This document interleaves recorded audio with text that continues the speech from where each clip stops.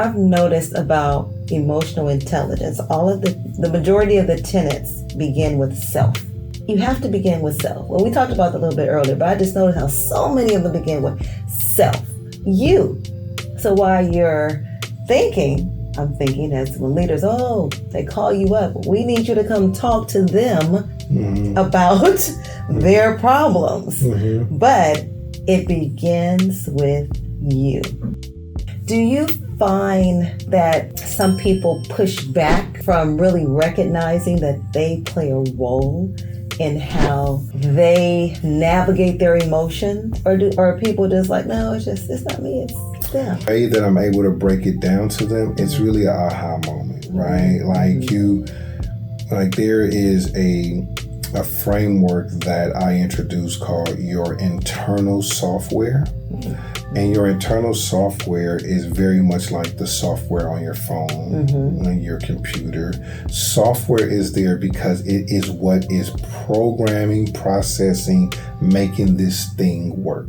And there are times when the software needs to be updated. The device slows down, right? It glitches. It does something to make you realize, I got to go and just plug this thing in and let it run. Well, I feel like as humans, we have what I like to call internal software, which is a combination of three things: your beliefs, like we talked about earlier, your values, and your life experiences.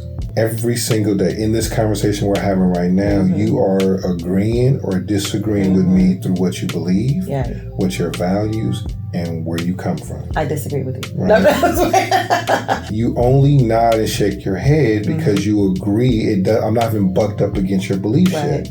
But I could put the conversation blinker on and say something that you're totally against, and you will slowly stop nodding, right? You will slowly stop smiling, and you'll get more stern and firm with me because you can't help it, because it's bucking up against the core, the internal, right? When I get someone to understand what's programming us, like what is how you're showing up, it's hard, to your point, to deny that it exists. All I need to believe is that it exists. And since you can't deny that you have beliefs, that you have values, and you have life experiences, we have a space to start from. Wow. Then I get you to take into consideration that you might be operating off some old beliefs, outdated values, and operating off past life experiences. So I always give a light example of, I told you when I was growing up in East Oakland, in Brookfield, I had to be the lion or the gazelle. And if I felt you disrespected me, I had to do something to you. Because where I come from, it means if I didn't do something to you, you probably was going to try to do something to me. And if everybody else heard I didn't do nothing, now I'm a sucker, I'm a punch. So just too much pressure. It's easier for me to do something to you. So to combat that. From being disrespectful, right? But that was a belief that I had then that it was valid to a certain extent. But now at 49, right? If I didn't update how I respond to disrespect, then I still be out here trying to sock people or curse people out or be vindictive. But since I've updated that, what is disrespectful has a different meaning to me. Back then, I had a long list of things I would not be disrespected for. Now it's like the law of intentionality would suggest that growth does not just happen. In this conversation, your emotional growth doesn't just happen. Correct. You're going to have to be intentional. So every day, I'm intentional about assessing what's my mood, what is my attitude, what is my energy before I connect with any human for any reason. Before I talk to anybody, whether it's social media, real life, whatever, I want to do a self-check. Because if I'm not in the right space, I know I'm responsible for how I act, no matter how I feel. Where some people think because they feel a certain kind of way, it gives them permission to act a certain kind of way, right? So that's an old belief. right? When we're working in those arenas, we increase the chances of getting someone to recalibrate, right? And get back or start taking steps towards their future self. Because we're all working towards our future self, whether you realize it or not. But if you can be intentional about that, then you don't get distracted by things that move away from that, right? So if you're trying to make it to retirement, you might need to stop getting in trouble, right? No matter what level you're on, you know, you have to revisit what's programming you, right? How you're showing up, and it's your internal software. At least that's how I try to frame it for people to receive it. I like that. So I'm going to nod because I agree. My beliefs, my values, and my experiences are causing me to say, yes, tell me more. Tell me more. I'm on point. As you were speaking, I was thinking, wow, how this would be so great for parents to have, right? And to understand how the way that they interact with their children at home, whatever that way may be, how it impacts when they're on school sites, right? Or what their children have witnessed. Because maybe it's nothing the parent has done directly, but indirectly, based on how they're watching their parent move about life, do things.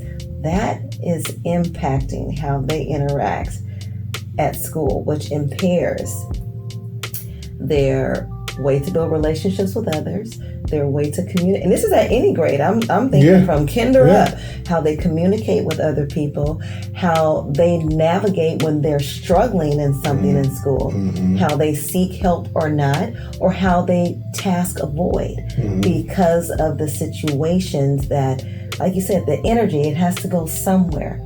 So as parents, right? I have 5 children, so I understand. And I had them at different times in my life. So my oldest, Jasmine, that you met, when she came here, I was a D-boy, right? So the energy she experienced was different than my last child, JR, who gets, so one got like OG Bobby Johnson and the other one gets like Huxtable, right? Like, you know what I'm saying? Like there's 2 different spectrums. With the Coogee sweater? Yeah, you know what I'm saying, right? So there's different experiences that they get. There's 3 qualities I always like people to try to take away.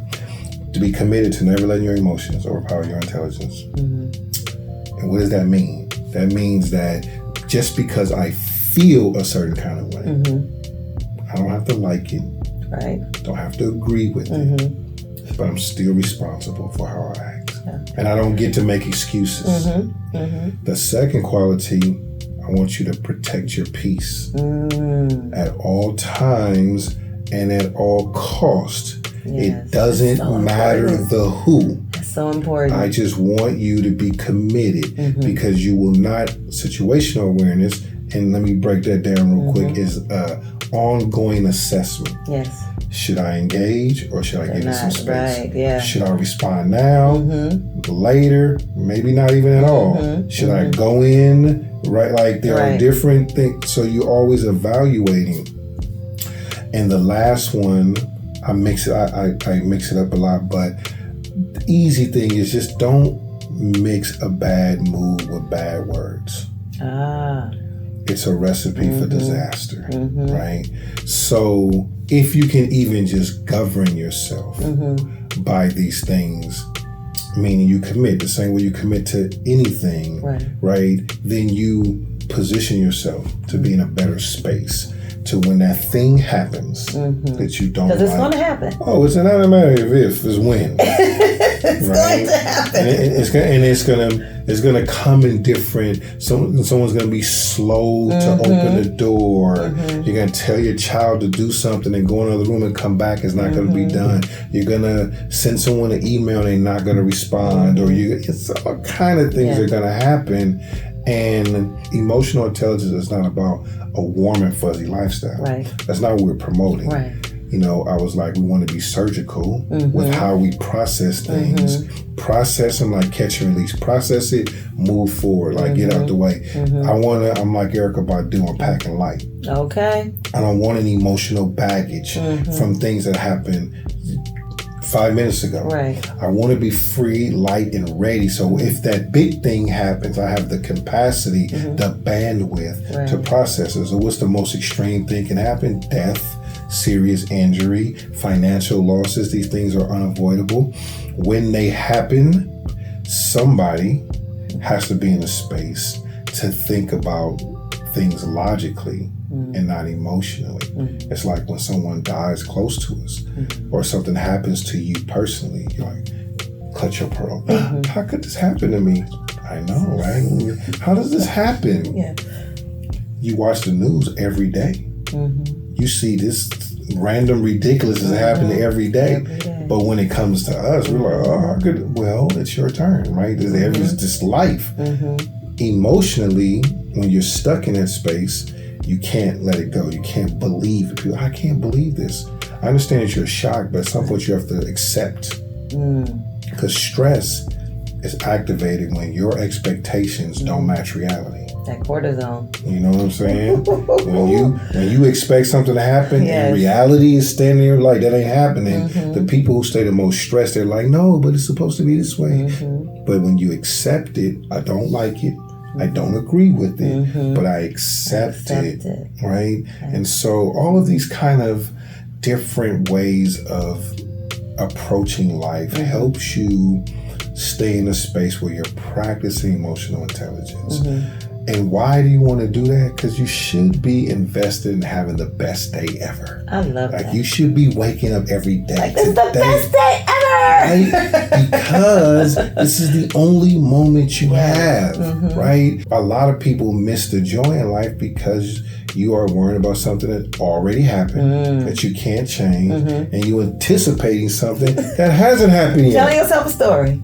You don't even know how this works. Yeah, so you got to stop with those emotional sitcoms where you Tyler Perrying yourself to death, creating dramas and characters in your head. And I get it. Not Tyler Perry. Because no one has told us, right, that there's a better way to live. You should be very honored. You know what I'm saying? And I tell people, I heard this old wise man once said that if you ever feel resistance in something, some task that you have to complete, you got to remember that you don't got to do it. You get to do it. You know? Oh, wow.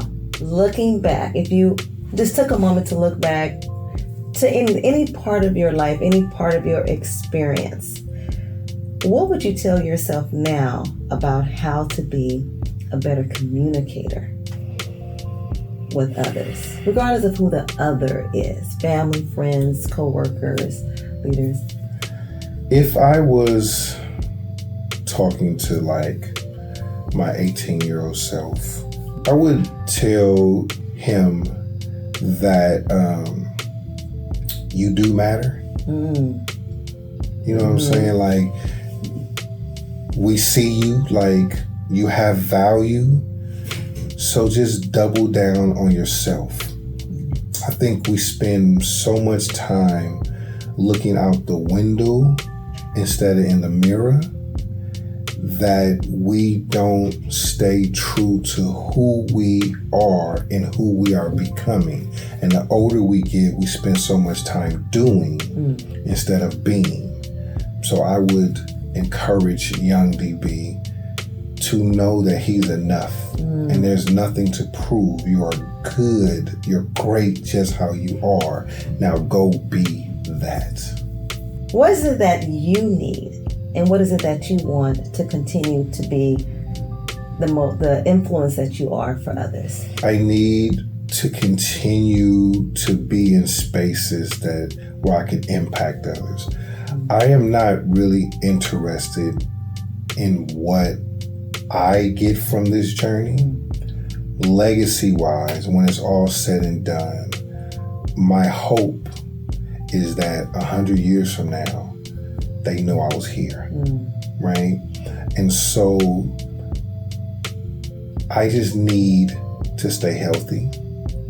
I need to be reminded from time to time that the work does matter, the work that I do. Doesn't matter who else is doing it. Because sometimes, again, you get distracted. You're like, oh, they over there. You know, while we're talking, I glanced at that book that says Emotional Poverty. I'm like, what's that right there, right? And you start to thinking about, what is that about? How does that got to do with emotional intelligence? Do I need to read that, right? So I'm always reading anything that's emotional, I want to read it, right? And so I need to take care of myself because I need to be available when people connect with me, because my assignment is to be there for folks. So the need, take care of myself, meaning staying healthy, staying focused, staying purpose-driven. And my want is that long after I'm gone, people are benefiting from my existence, which is why I write books, because books last for almost forever. People very seldom throw away books.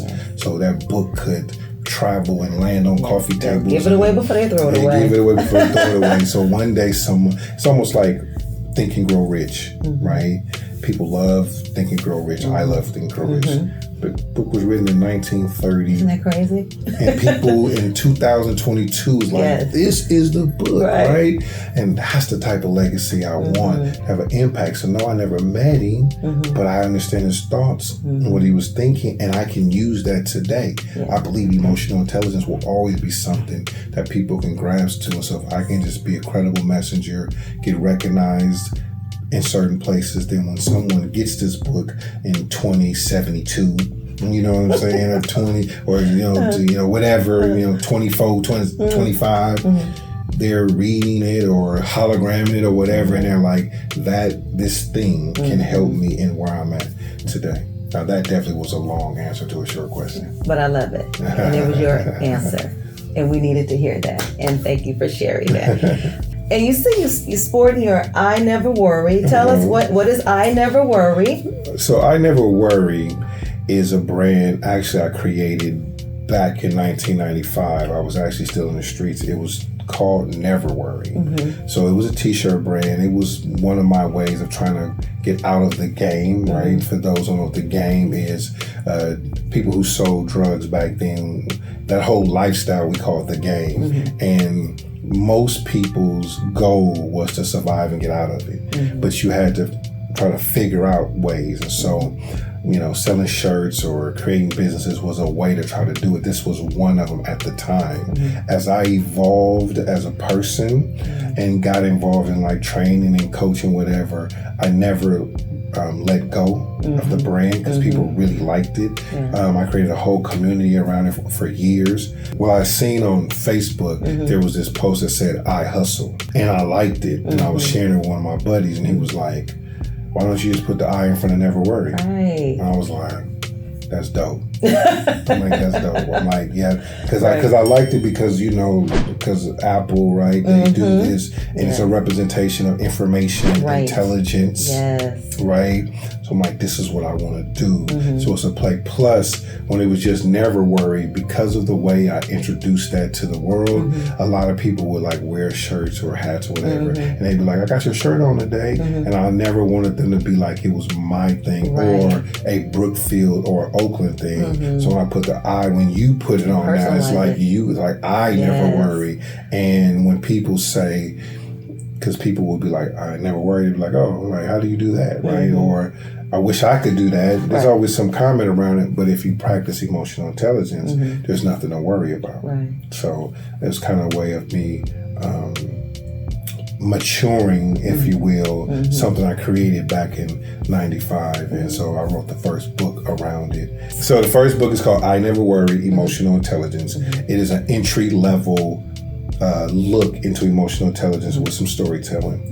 The second book is called Black Intelligence, which was created after the George Floyd incident. And as a black man in America, and I'm sure a lot of black people, black men and women, so I felt like, what else could I, what should I be doing more? Like enough is enough. And Black Intelligence is a collection of not just my thoughts in perspective of emotional intelligence, but I interviewed like 25 African Americans, Jasmine, my daughter's included, from her to police officers to firefighters to healthcare workers to elder to street people to and I wanted everybody's perspective on emotional intelligence and being Black in America. And then I asked everybody if we could speak to folks that are going to come 100 years from now. They're not going to meet us.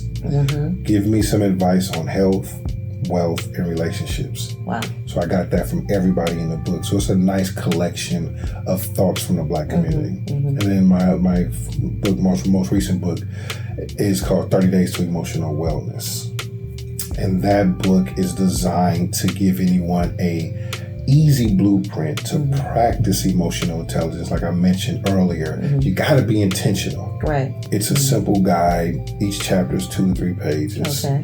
So you can't say you don't have time. Right? It's designed for you to pick it up and randomly go to a chapter or go step by step. And it just has nuggets in it that helps you be conscious of this skill set that can help you, like I said earlier, process anything that happens to you in a way that you increase the chances for the best outcome.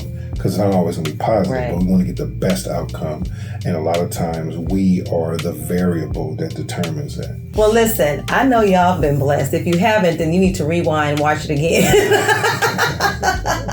Because the jewels, not nuggets, the jewels that have been dropped today on the gifted table by this man, D.B. Bedford, oh my gosh, so amazing. So I'm so glad you're here, so glad you were here.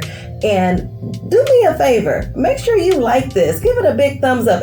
Give it 2. How about that? Be sure to share this message. You know someone. If not you, then who? Share this message about emotional intelligence with someone else. And subscribe, not only to my channel, but to his. And where can they find you, sir? I Never Worry is the brand. So on Instagram, if you put in I Never Worry, it's like lowercase I, the word never worry, they all go together.